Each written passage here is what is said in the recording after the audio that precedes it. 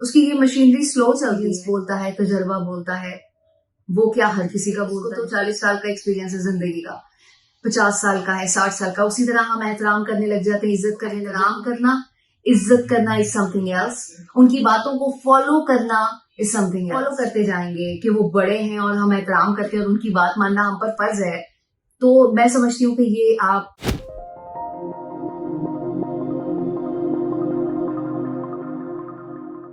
अस्सलाम वालेकुम, this is नारा मलिक। उम्मीद करती हूँ कि आप लोग जहां जहां भी होंगे खैर आफियत से होंगे। अल्लाह पाक आप सबको अपने हिफ्ज़-ओ-मान में रखे। किसी में सीखने की सलाहियत कम है, उसकी ये मशीनरी स्लो चलती है, तो क्या उसका एक्सपीरियंस भी हमारे लिए फायदेमंद होगा?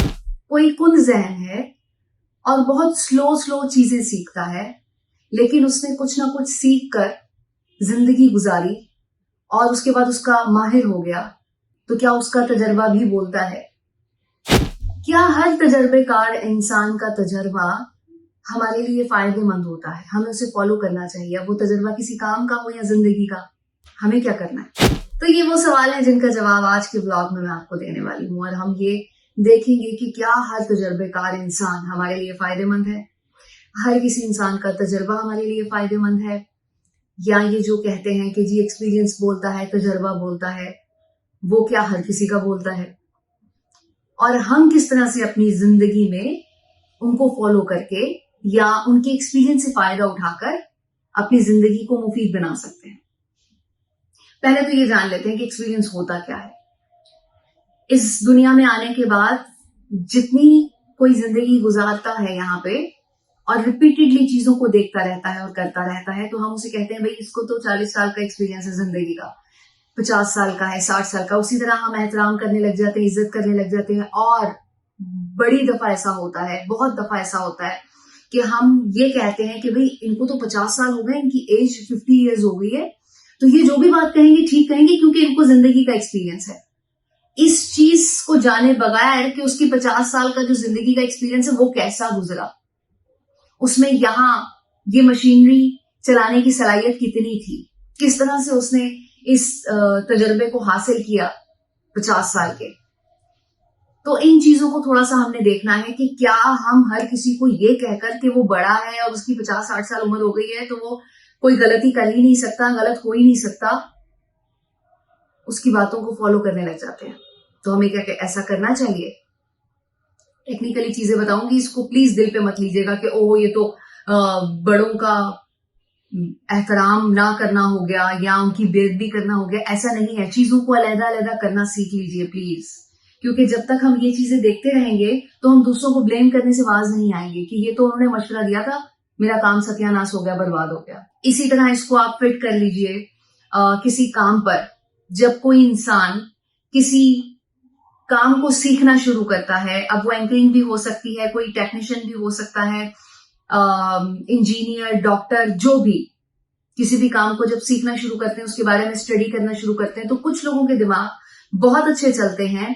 मिसाल के तौर पर कोई 1 महीने में कोई चीज सीखता है तो कोई 2 महीने में उसी चीज को सीखता है। तो इसमें प्रॉब्लम सिर्फ यहां होती है कि वो यहां जो मशीनरी चल रही है उसको कितनी तेजी से चला रहा है, या जो वो आगे देख रहा है अपनी आंखों के जरिए या जो चीज सीख रहा है उसको कितनी तेजी से प्रोसेस में ला रहा है और कितनी तेजी से उसका सबकॉन्शियस वर्क कर रहा है।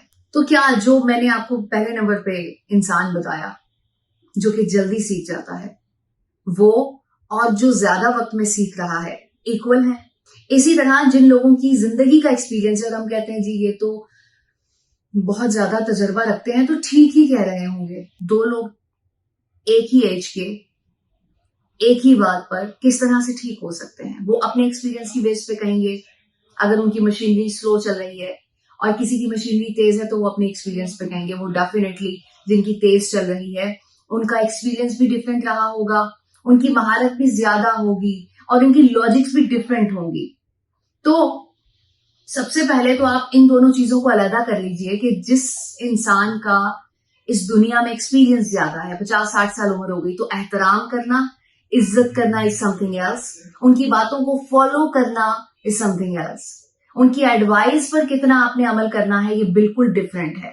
अगर आप ये सोचकर फॉलो करते जाएंगे कि वो बड़े हैं और हम एहतराम करते हैं और उनकी बात मानना हम पर फर्ज है, तो मैं समझती हूँ कि ये आप अपने दिमाग को बिल्कुल जंग लगाने के मुतरादिफ है।